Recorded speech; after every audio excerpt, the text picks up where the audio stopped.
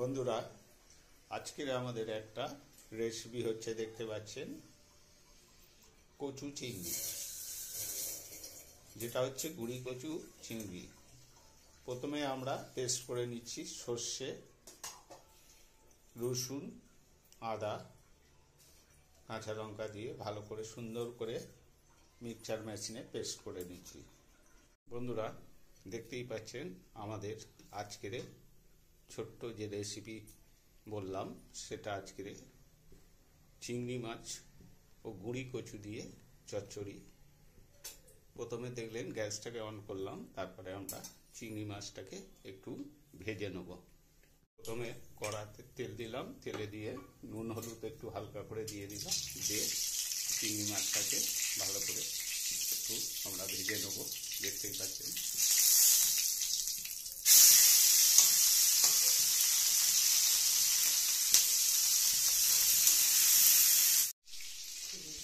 মোটামুটি চিংড়ি মাছ ভাজা হয়ে গেছে আমাদের। এরপরে আমরা শুকনো লঙ্কা দিয়ে দিলাম,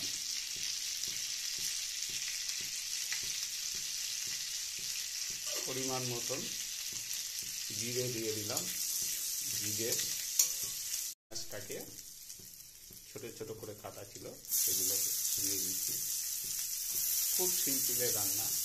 পরিমাণ মতন একটু চিনি দিয়ে দিলাম, দেখতে পাচ্ছেন।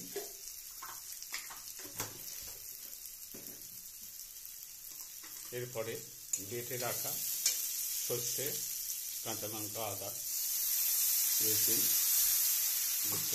দিয়ে দিলাম, পেস্ট করা ছিল। বন্ধুরা দেখছেন, আমরা পরিমাণ মতন একটু হলুদ দিয়ে দিলাম, পরিমাণ মতন কাশ্মীর লঙ্কার গুঁড়ো দিয়ে দিলাম, দেখতে পাচ্ছেন।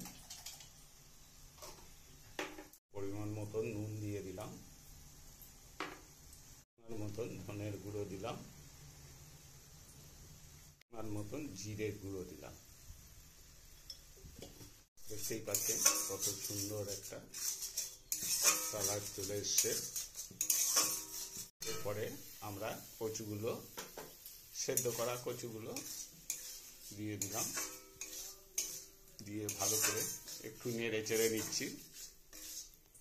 বন্ধুরা দেখতেই পাচ্ছেন, এরপরে আমরা পরিমাণ মতন জল দিয়ে দিচ্ছি। কত সুন্দর একটা ছোট্ট রেসিপি, চিংড়ি মাছ দিয়ে গুঁড়ি কচুর চচ্চড়ি। খুব ভালো লাগবে খেতে গরম ভাত দিয়ে। এরপরে আমরা ভেজে রাখা চিংড়ি মাছগুলো এর মধ্যে দিয়ে দিলাম, দেখতেই পারলেন। এরপরে মিনিট 5 ঢাকা দিয়ে রাখবো। বন্ধুরা দেখছেন, আমাদের গুঁড়ি কচু চিংড়ি মাছের চচ্চড়ি হয়ে গেছে। এবারে ওপর দিয়ে আমরা হালকা করে একটু গরম মশলা দিয়ে দিলাম। মোটামুটি আমাদের হয়ে গেছে।